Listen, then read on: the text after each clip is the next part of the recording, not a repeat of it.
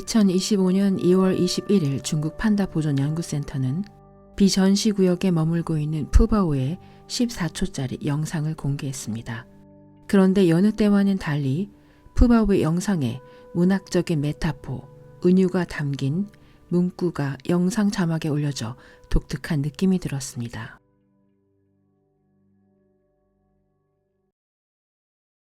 当第一缕阳光穿透云层， 첫 햇살이 구름을 뚫고 들어올 때 所有的美好都将如期而至。 모든 아름다움은 어김없이 찾아든다. 追梦人 꿈을 쫓는 사람.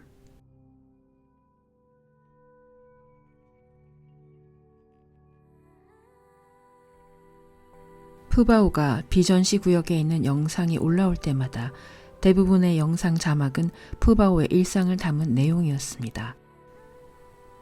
야외에 나갔다던가 사과와 당근을 먹었다던가 새 장난감을 받았다던가 하는 내용들이었는데 왜 이 14초짜리 짧은 영상에 어떤 이유로 문학적 메타포가 담긴 영상을 올렸던 것일까요?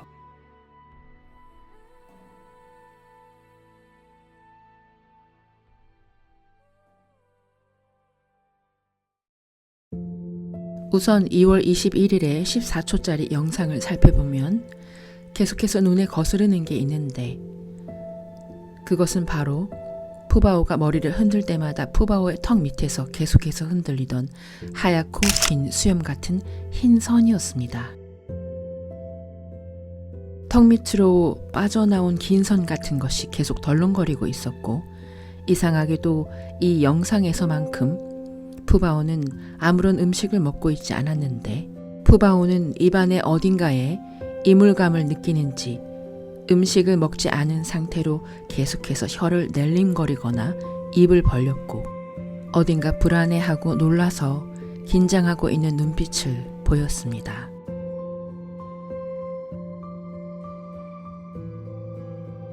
그렇다면 이 길고 흰 선은 무엇이었을까요?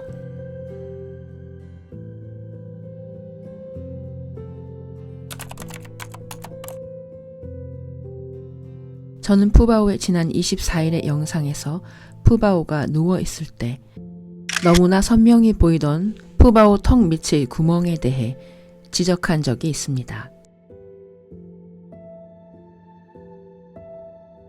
그래서 만약 DBS 수술을 받은 푸바오 머리에 심은 전극에 연결된 전선이 턱 밑 구멍을 통해 입 밖으로 빠져나올 수 있는지 알아보았습니다.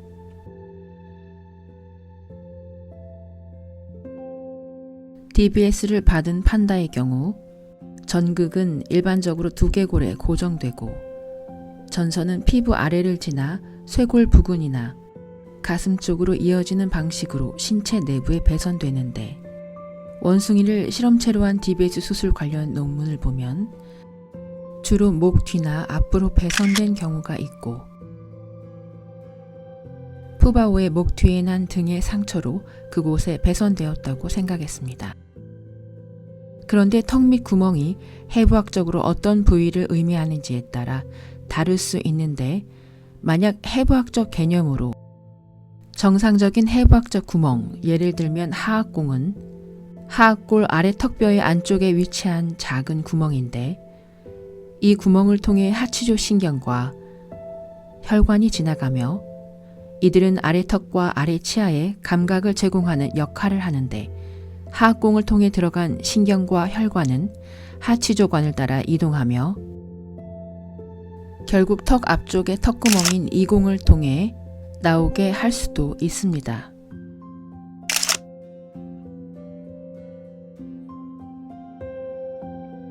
그런데 턱 밑 구멍을 통해 DBS 전극선이 빠져나오는 것은 비정상적이며 수술에서도 그렇게 배선하지 않습니다. 하지만 만약 수술 과정에서 특정한 개조나 경로 변경이 이루어졌거나 감염 혹은 외상 등의 이유로 전선이 이동했다면 턱 밑 구멍으로 전선이 빠져나오게 할 수도 있습니다.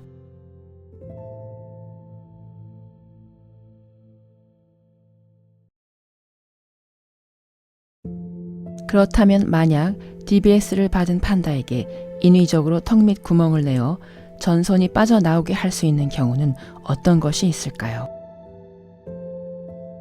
만약 DBS 수술을 받은 판다에게서 의도적으로 턱 및 구멍을 통해 전선을 입 밖으로 빼냈다면 다음과 같은 수술에 특별한 목적이 있었을 가능성이 큽니다.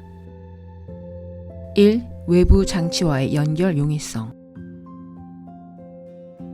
일반적으로 DBS 전극은 피부 아래를 통해 신체 내부로 배선되지만 특정한 실험적 목적이나 일시적인 외부 조작이 필요한 경우 전선을 피부 아래가 아니라 외부로 직접 노출시키기도 합니다. 또한 턱 밑은 상대적으로 덜 움직이는 부위이고 입안에서 조작이 쉬울 수 있기 때문에 연구자가 전선에 접근하기 편하도록 선택했을 수 있습니다. 2. 배터리 또는 조절 장치의 위치 문제. DBS 시스템은 일반적으로 배터리 또는 자극 조절기 IPG가 가슴 부근에 위치하는데 만약 특정한 이유로 해당 위치에 배치할 수 없다면 전선을 다른 경로로 빼낼 가능성이 있습니다. 판다는 해부학적으로 목이 짧고 두꺼운 피부층을 가지고 있어서 일반적인 방식이 어렵다면 턱 밑을 경로로 선택했을 수도 있습니다.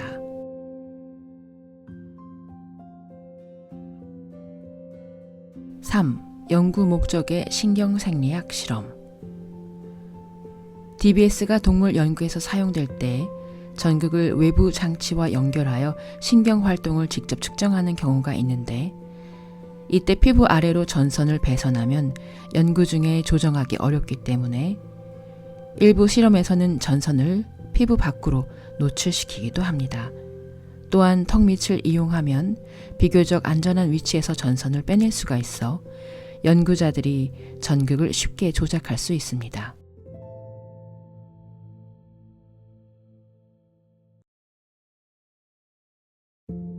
4. 의료적 또는 수술적 필요성.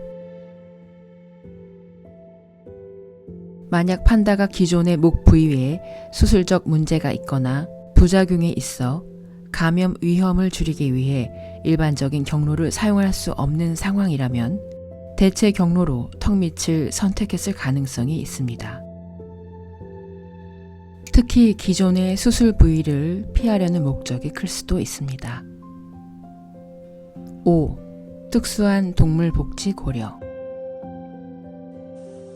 판다는 일반적으로 많이 구르고 앞발을 이용한 움직임이 많기 때문에 일반적인 방법으로 배선할 경우 전선을 스스로 건드려 손상시킬 위험이 있습니다. 그래서 연구자가 전선을 보호하기 위해 판다의 손이 거의 가지 않는 턱 밑을 선택할 수도 있습니다.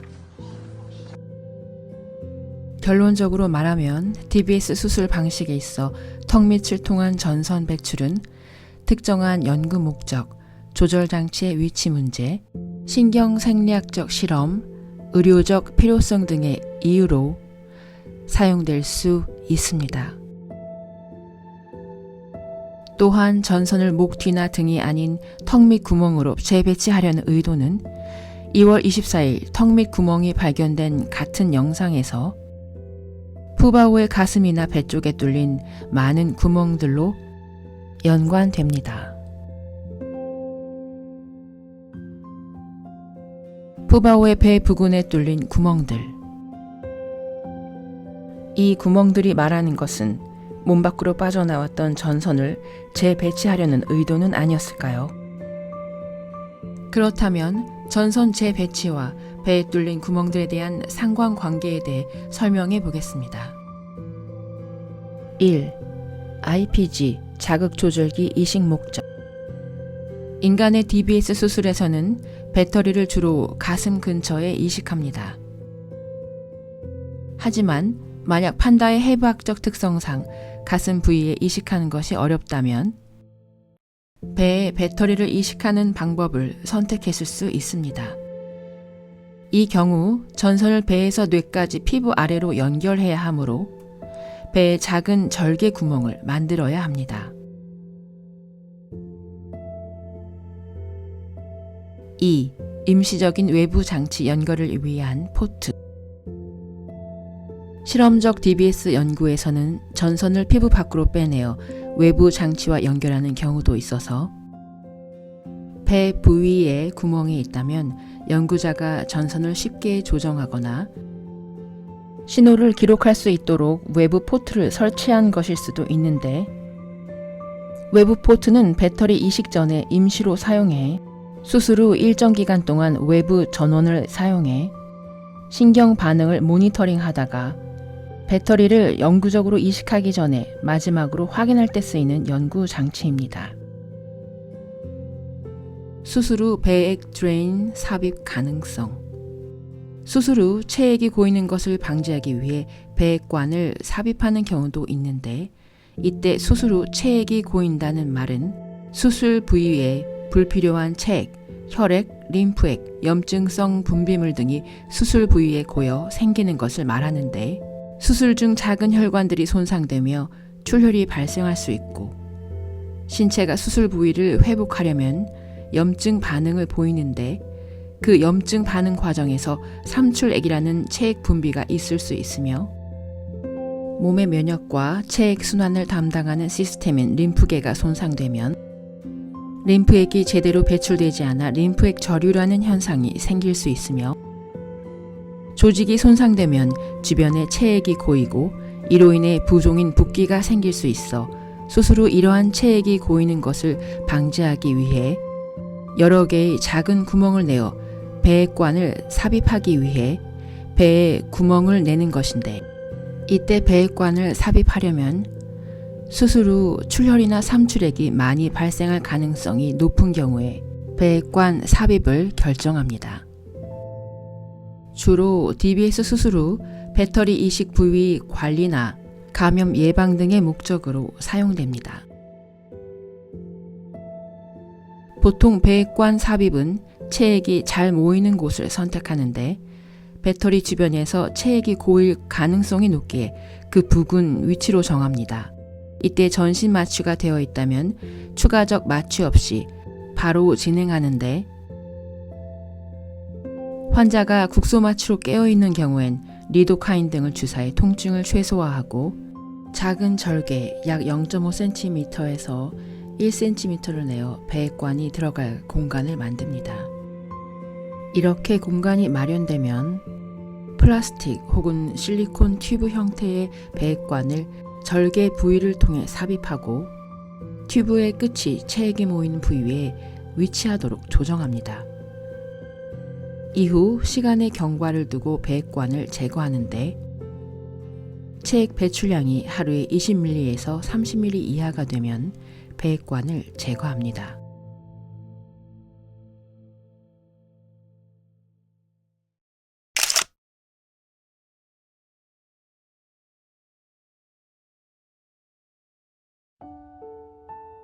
첫 햇살이 구름을 뚫고 들어올 때, 여기서 햇살이 말하는 것은 새로움, 희망을 뜻하고, 구름을 뚫고 들어오다라는 말은 어둠을 지나 새로운 희망으로 나아가다, 고통을 딛고 밝은 미래로 나아가다라는 의미로, 푸바오에게는 턱 및 구멍을 내어 입속의 검은 어둠에 한 줄기 햇살이 들어온다는 실제적인 의미를 말하고,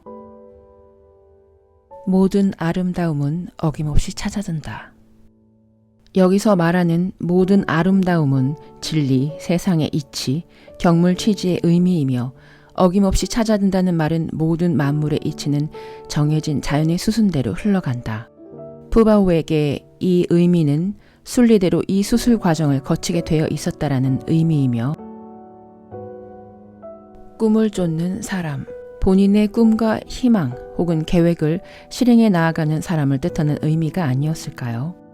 즉, 이 뜻은 푸바오를 대상으로 이 수술 과정을 지켜보거나 함께하는 연구자로서 꿈을 쫓아가는 사람이라는 표현을 쓰지 않았나 싶습니다. 푸바오가 가는 길엔 계속 비가 내립니다. 비를 피하고 싶지만 비를 피할 수 있는 숲도 나무도 나타나지 않습니다. 이 비는 언제쯤 그칠 수 있을까요?